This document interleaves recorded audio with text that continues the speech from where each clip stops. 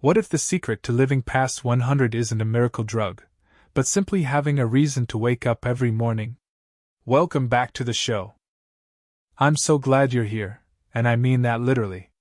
I'm glad you are here, existing, breathing, and listening. Because today, we are going to talk about the very reason why you are here.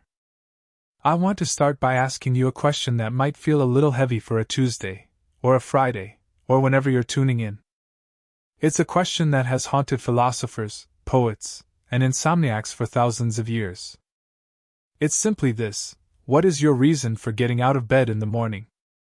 And I don't mean, because I have to pee. And I don't mean, because if I don't, I'll get fired. I mean, what is the engine driving your existence? Why do some people seem to possess an internal compass that points true north, guiding them through life with energy and clarity? While others, maybe you, maybe me at times, feel like we're just drifting, caught in the current, waiting for the weekend? Today, we are doing a deep dive into a concept that might just be the answer to that question. We're exploring the Japanese concept of Ikigai. To guide us, we're looking at the seminal work by Hector Garcia and Francesc Miralles, Ikigai, the Japanese secret to a long and happy life. This isn't just a self-help book, it's an anthropological treasure map. It's a journey that takes us from the high-tech streets of Tokyo to a tiny, rural village in Okinawa, and then deep into the biology of our own cells and the psychology of our minds. So, let's start with the word itself. Ikigai. It roughly translates to the reason for being, or more poetically, the happiness of always being busy. But don't let the word busy fool you. We aren't talking about the frantic, cortisol-spiked busyness of a modern office. We are talking about a state of being where your passion, your mission, your vocation, and your profession all overlap. It is the intersection where what you love meets what you are good at, which meets what the world needs, and finally, what you can be paid for.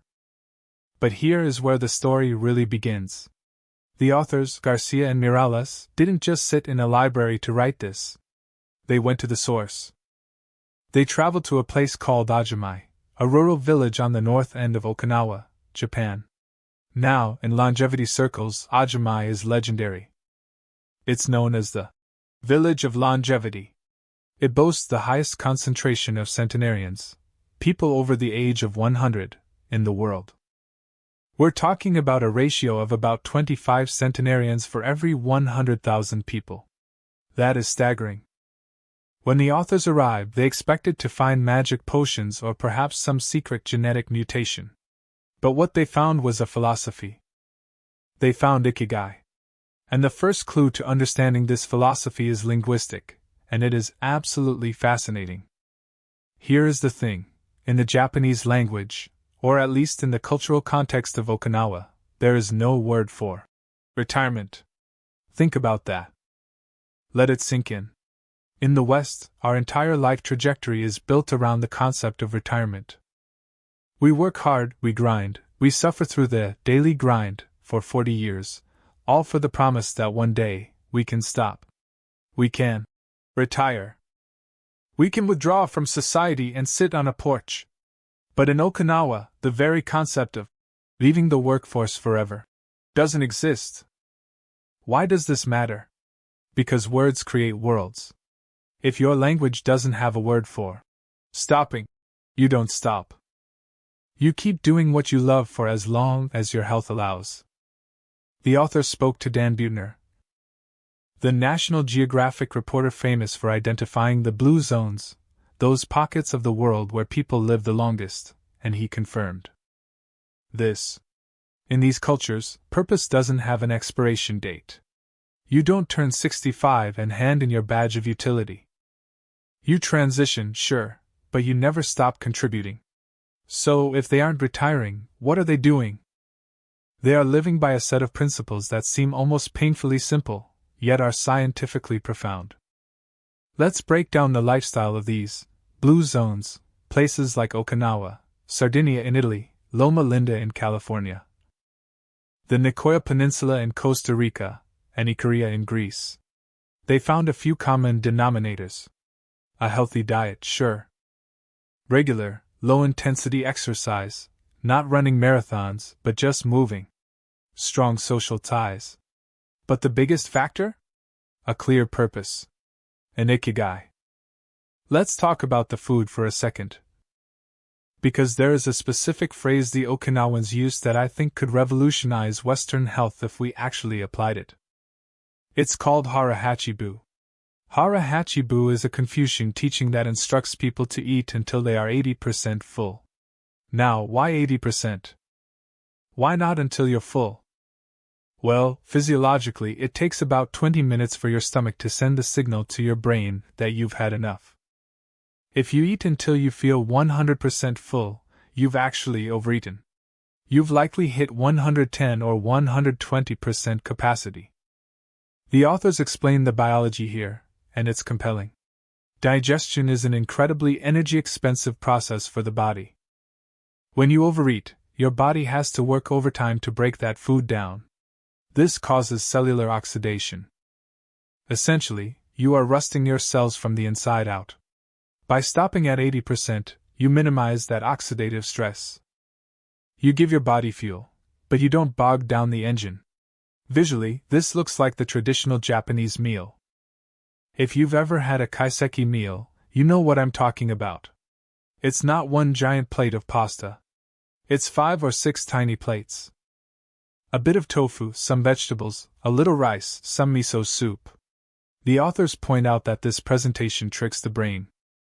It looks like a lot of food because of the variety and the number of plates, but the caloric density is low. We're talking 1,800 calories a day versus the American average of nearly 3,000. It's portion control disguised as abundance. But you can't survive on tofu alone.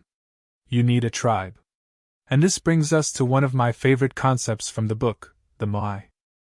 A Moai is an informal social group, a safety net. In Okinawa, these groups start when children are young, and they stick together for life. It's not just a book club. It's a financial and emotional support system. Members contribute a set amount of money each month to the group. If someone is in trouble, maybe a bad harvest, or a medical bill, or a family emergency, the Moai steps in and covers it. Imagine the reduction in cortisol, the stress hormone, just knowing that you have a Moai. Knowing that you literally cannot fall because your neighbors won't let you. In the West, we talk about networking. In Okinawa, they talk about brotherhood. There is a local saying, Ikariba chode, which means, treat everyone you meet like a brother, even if you've never met them before. This social connectivity is a massive pillar of longevity. Isolation is a killer, connection is the cure. Now, let's pivot from the social to the cerebral. We need to talk about the mind-body connection, specifically regarding aging. There's an old Roman proverb, mens sana in corpore sano, a sound mind in a sound body. The authors argue that this is a two-way street. We know that if you don't use your muscles, they atrophy. They waste away. Well, the brain is no different. The authors introduce us to the concept of neuroplasticity. For a long time, science believed the brain was static after childhood. We now know that's false.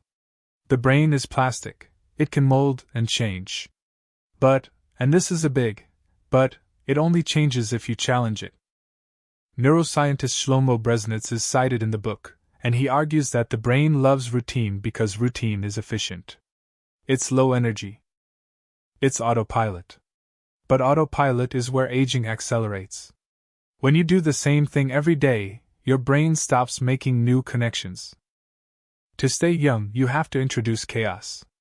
You have to learn a new language, take a new route to work, interact with people you disagree with. This cognitive stretching keeps the neurons firing and the mind youthful. So, we have the social structure, the diet, and the cognitive habits. But we need to go deeper into the biology of why we age, and specifically, the role of stress. This is where the book takes a turn into the hard science of the 21st century, and it's terrifyingly eye-opening. The authors discuss something called longevity escape velocity. It's a futuristic idea that for every year you survive, science will advance enough to add more than a year to your life expectancy, theoretically leading to immortality. But we aren't there yet. Right now, we are fighting a battle against our own biology, and the biggest enemy is stress. There was a study done at Heidelberg University Hospital that the book details. They took a young, aspiring doctor and put him in a high-pressure job interview. They made him solve complex math problems while they stared at him, judging him. Then they took his blood. The results were shocking. His body had released antibodies. Usually, antibodies are released to fight a virus or bacteria. But there was no virus. There was just stress. His body was reacting to a social threat as if it were a biological pathogen. And here's the kicker: those proteins, having nothing to attack, started attacking healthy cells. Stress literally causes the body to eat itself. This leads us to the telomeres. If you've listened to podcasts on longevity before, you've heard of these. Telomeres are the little protective caps at the end of your chromosomes, like the plastic tips on shoelaces. Every time a cell divides, the telomere gets a little shorter.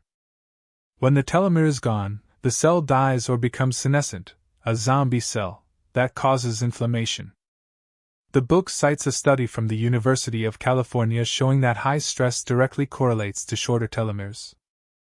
If you are chronically stressed, you are biologically older than your chronological age.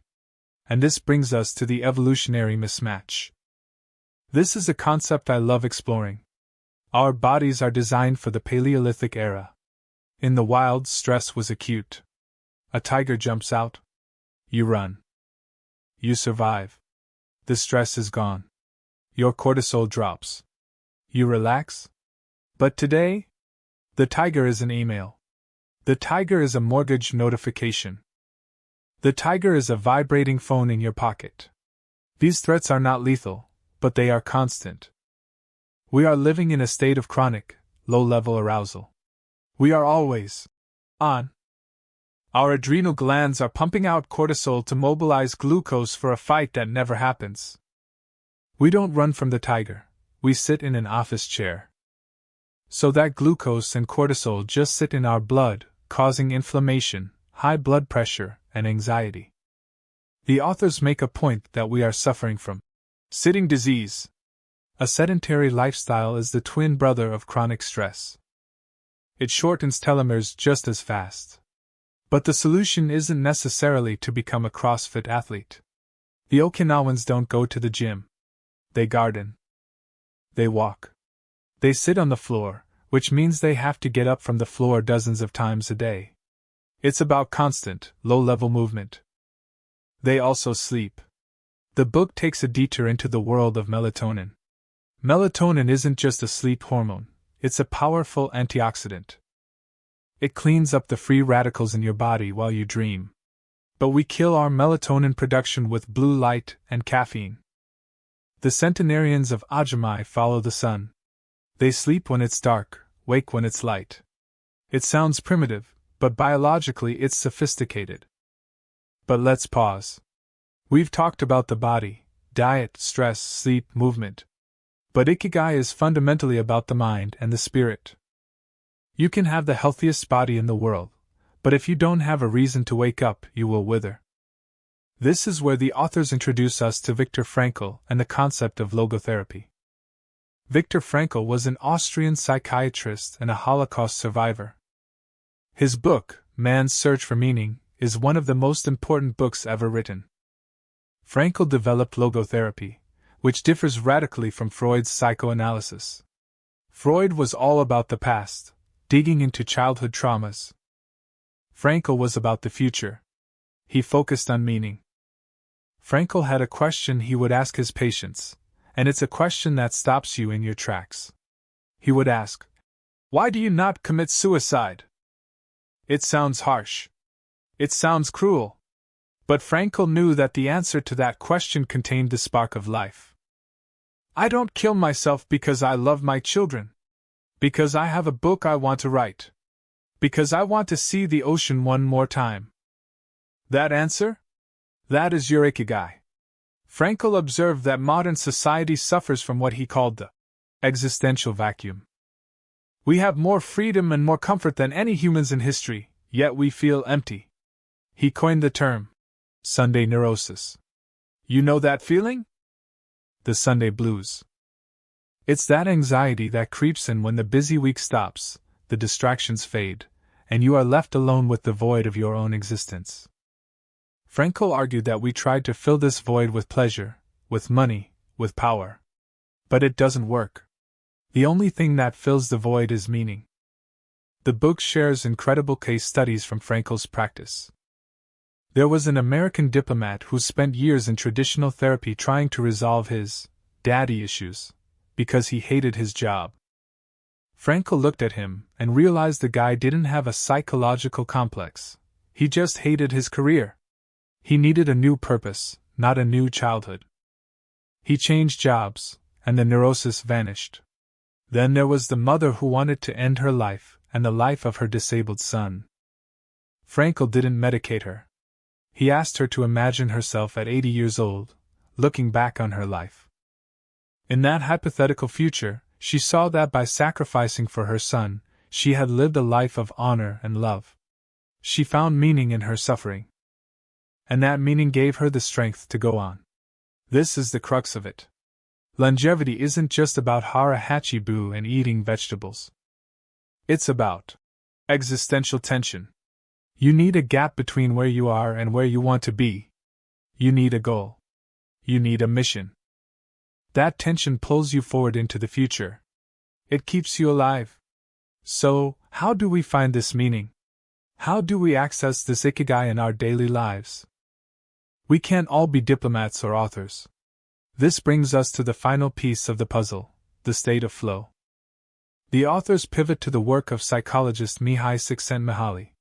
If you haven't heard of flow, you've certainly felt it. The book starts this section with a reflection on time. Have you ever noticed how time is relative? Einstein joked that an hour with a pretty girl feels like a minute, but a minute on a hot stove feels like an hour. When we are doing something we love, time evaporates. We forget to eat. We forget our ego. We forget our problems. That is flow. Flow is the state of optimal experience. It is total immersion. And the authors argue that the happiest people, the ones with the strongest Ikigai, are the ones who spend the most time in flow. Now, here is the critical distinction: flow is not the same as pleasure. Eating a chocolate bar is pleasure. Watching Netflix is pleasure. But those are passive. You don't enter flow while watching TV. You enter flow when you are challenged. Flow happens when the difficulty of a task perfectly matches your skill level. If the task is too easy, you get bored. If it's too hard, you get anxious. But right in the middle? That's the sweet spot. That's the channel. The book outlines 7 conditions to achieve this state. We need clear goals. We need immediate feedback. We need to feel control. But most importantly, we need to focus on the process, not the outcome. Think about the artists, the engineers, the chess players. They aren't thinking about the trophy while they play. They are lost in the move. They are lost in the brushstroke. The authors suggest that to live a long, happy life, we need to transform our daily rituals into opportunities for flow. Even washing the dishes can be a flow state if you focus entirely on the sensation of the water, the texture of the plate, the rhythm of the movement. This connects back to the Japanese concept of takumi, the artisan spirit. In Japan, you see workers cleaning the Shinkansen bullet train with the focus of a brain surgeon. They take pride in the act itself. They find Ikigai in the mundane. This is why the Okinawans don't retire. Why would you retire from flow? Why would you retire from a state of being where you feel most alive, most capable, and most connected to the world? So, let's bring this all together. What is the secret of the Japanese centenarians? It's not one thing. It's a symphony of lifestyle choices. It's the biological discipline of Hara Hachi Bu, stopping before you're full to save yourselves from stress. It's the social safety net of the Moai, knowing you are never alone. It's the movement, the constant, gentle activity that keeps the telomeres long. It's the resilience of Viktor Frankl, finding meaning even in suffering. And it's the psychology of flow, turning every moment, even the simple ones, into an optimal experience. Ikigai isn't a destination. You don't find it and then put it on a shelf. It's a verb. It's an action. It's the reason you get up, yes, but it's also how you move through the day. As we wrap up, I want you to think about your own life. Where is your flow? Who is your Moai? What is the tension pulling you toward the future? You don't have to move to Okinawa to find these answers. You just have to look a little closer at how you're living right now. Remember, there is no word for retirement in the life of a person who loves what they do. So, find what you love. Do it until you're 100. And eat a little less than you think you need. Thank you for listening. Go find your reason. I'll see you next time.